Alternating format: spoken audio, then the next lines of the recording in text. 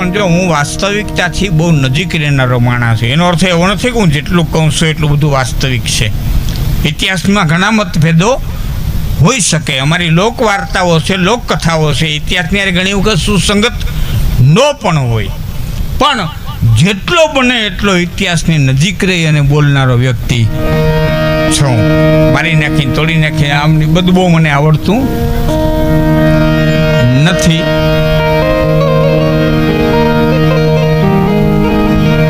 પોણું હિન્દુસ્તાન ભાઈ હમણાં વાત કરીને મોગલોના ખંભા ઉપર હિંચકાલે પોણું હિન્દુસ્તાન.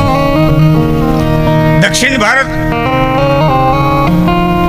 નિજામોના ખંભામાંથી હિંચકા લેતો હતો. બાપુ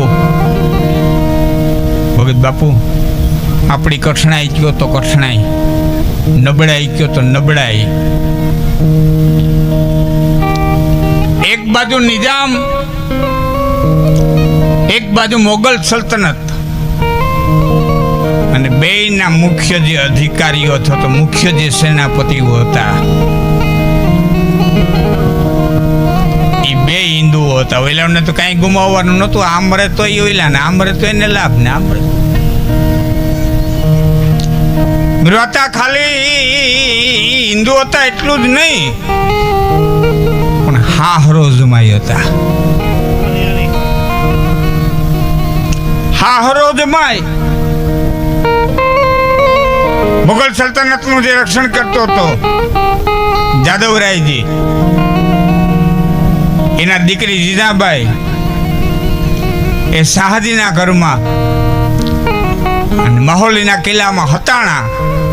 અને અહીંથી દિલ્હીથી હુકમ થયો તો માહોલીનો કિલ્લો ભાંગવામાં આવે, અને સલ્તનત ચડી માહોલીનો કિલ્લો ભાંગ્યો. અને જીજાબાઈ અને શાહજી ઘોડા લઈ અને ભાગ્યા. બધે ઠીક છે, અમે વાર્તો કરતા કરતા કહી દઈએ કે લાખની ફોજ હતી ને 1.5 લાખની ફોજ હતી, લાખના ઘોડા ભોગે ક્યાં પોરબંદર વટી જાય એટલું ન હોય. બધું લાખ ઘોડા હોય તેનું જોગાણ કેટલું હોય, લાખ માણા હોય તેના રસોઈયા કેટલા હોય, એના તંબુ કેટલા હોય, એના રહોડા કેટલા હોય, એના પેલા વર્ણન આવે ખાલી.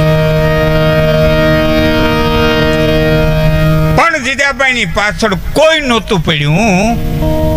આપણી કઠણાઈ ગયો તો કઠણાઈ એનો બાપ પીડ્યો હતો. શાહજી અને જીજાબાઈ ભાગ્યા તો બાગડ બાગડતા ધોડ બાગડતા ઘોડલા જાય વાહે હાથાટ ઘોડા. જીજાબાઈ વિચાર કર્યો કે મારો બાપ આવે છે પણ શું થાય. એમાં રસ્તામાં જીજાબાઈએ શાહજીને વાત કરી કે પંથ મારાથી લાંબો નહીં કપાય, ઉદરમાં બાળક છે.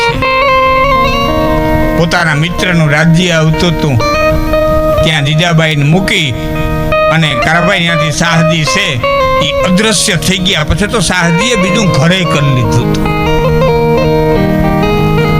અને આયા ગોતતા ગોતતા જાદવરાયજી આવ્યા. બાપ દીકરી મળ્યા. બાપ દીકરીએ ઘણી વાતો કરી. તેથી જીજાબાઈ કીધું તો બાપ એક વેણ માન શાહજીની પાછળ જાતો નહીં, અને જો જાય તો જીજા જીવશે ત્યાં સુધી તારું કોઈ પગથિયું નહીં ચડે. બાપનું હૃદય. મારી દીકરીના ઉદરમાં બાળક છે, ખાવાની છે થાય પણ દીકરીની વ્યવસ્થા કરી દઉં. શિવનેરી નામના કિલ્લાની માલિકો એ દીકરીને ત્યાં આશરો દેવામાં આવ્યો. તમામ પ્રકારની વ્યવસ્થા, રહેવાની, દાસ્યો સહિત બધી. ક્યારેક જાવ તો પૂણાથી 1.5 કિલોમીટર છે. કોઈને જવું હોય ને તો હું તમને રસ્તા દેખાડી દઉં, જાયજો. 1.5 કદાચ વધારે નહીં હોય. એ કિલ્લાની માલિકો રહેવાની વ્યવસ્થા બાપે કરી દીધી. તમામ વ્યવસ્થા બાપે કરી. એટલું જ નહીં પણ ખબર હતી કે મારી દીકરીના ઓદરની માલિકો બાળક છે તો એ બાળક સંસ્કાર લઈને પેદા થવું જોઈએ. એટલે કોંડદેવ નામનો એક બ્રાહ્મણ આવતો, સવારે આવી અને ભાગવત સંભળાવે, બપોર પછી આવી અને કાયમી માટે રામાયણ સંભળાવે.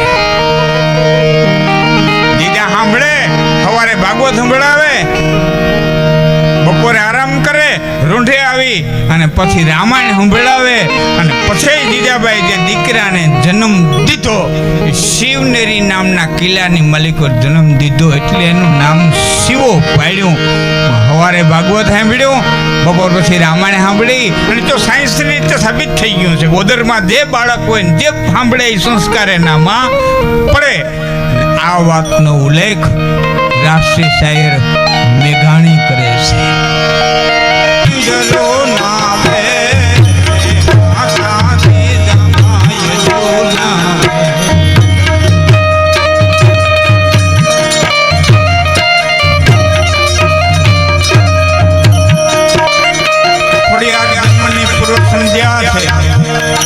અને હિન્દુ ધર્મ રક્ષક શિવાજીની આ જયંતિ છે, એના નામ ઉપર જેટલું વરાય એટલું વરાઈ જાય છે. મિત્રો, આ ટાણા વારંવાર નહીં આવે, નાણાં આવશે, ટાણા નહીં આવે.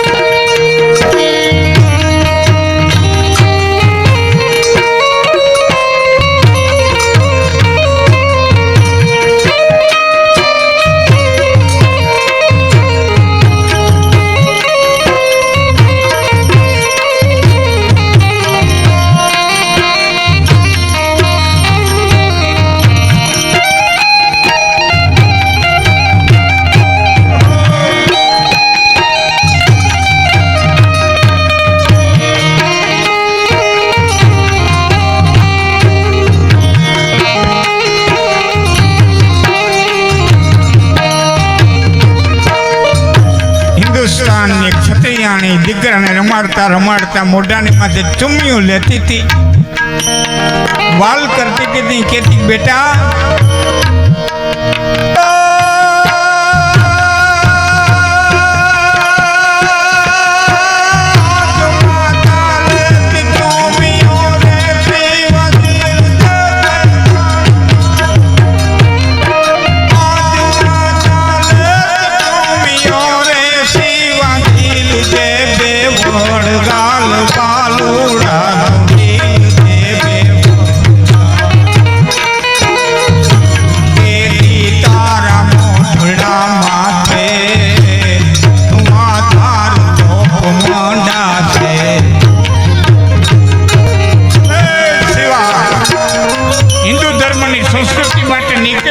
મોઢાની માથે બીજાના હોઠ નહીં પીડ્યા હોય ટોપું મંડાણી હોય છે.